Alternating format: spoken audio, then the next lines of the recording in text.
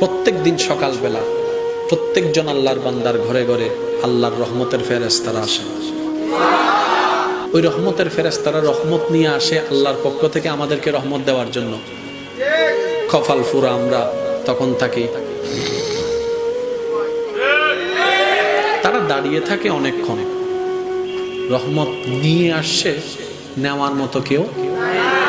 তখন রবকে বলে, ইয়া রব, তোমার বান্দাদের জন্য তুমি মায়া করে পাঠিয়েছো, নেওয়ার জন্য তো কারো আগ্রহ নেই।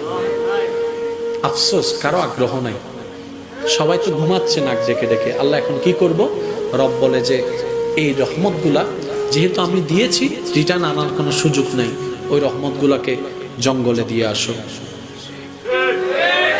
এবার বুঝতে পেরেছেন জঙ্গলে এত ফল ফলাদি কেন হয়?